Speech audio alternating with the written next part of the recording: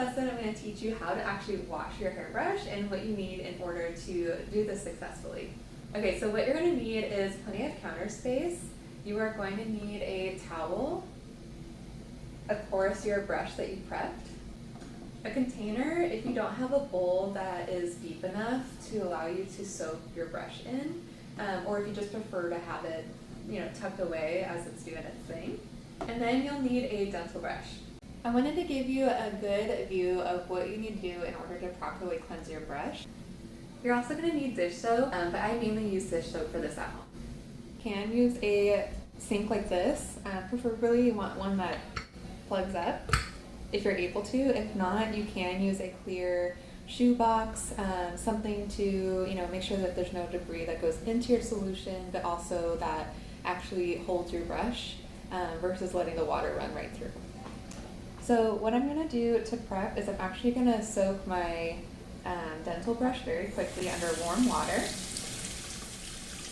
until the bristles get softened a little bit. And then I'm going to use some dish soap. You don't need a lot, but just enough to kind of run through the bristles of the dental brush. So you can see right in there. And then this part is a little messy, so you can either do this outside or do this right before you need to clean your bathroom, but just forewarning. What you're going to do now is run the water to warm, rinse that brush. Once you've got some water going on your brush, you're going to take your dental brush with the dish soap and actually scrub any of the residue that may be surrounding your brush. So you always want to start around the brush first. This tends to be where we get oil production stuck on the brush. It also tends to be the areas that are forgotten about if people do not wash their brushes properly at home. Because we focus on the bristles and not anywhere else, right? So these are the parts that get oil, product buildup. You can also use this tinier side and kind of get in there more. And you can see how that's just coming right off.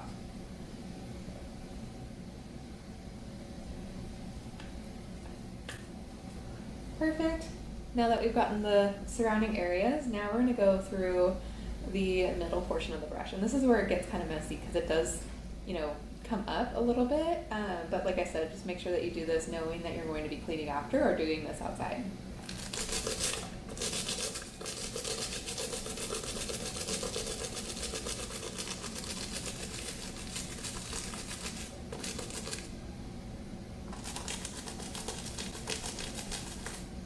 And when you're scrubbing, you also want to make sure that you're getting these little dust bunnies up and that you're not pressing into the bristles, but that you're actually scrubbing around the bristles as much as possible. So I typically will start at the base and then going back up and down to ensure that I'm not pressing into the middle of the brush. You can also do little circular motions.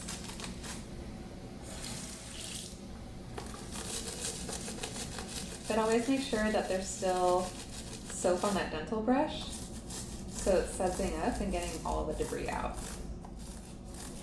You can see I'm starting at the base, the head of the brush. You can either start at the base or the head of the brush where there's less bristles so that you are ensuring that you're not bending your hairbrush bristles.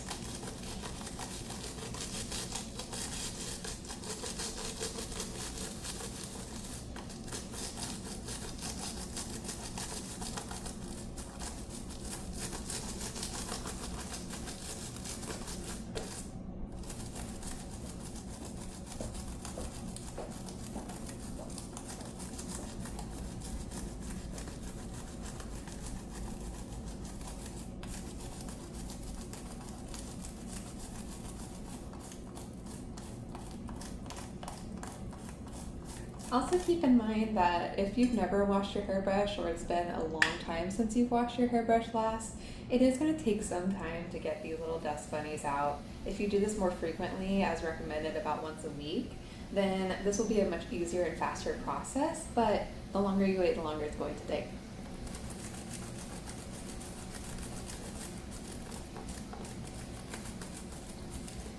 And the goal here with these little dust bunnies is actually just to like make sure that they're coming up off that face of the brush, so that when you soak or when you rinse out, it's a lot easier to come off. We're not looking to completely clean the brush at this point. We're just prepping it to make sure it's ready. It should look something like this.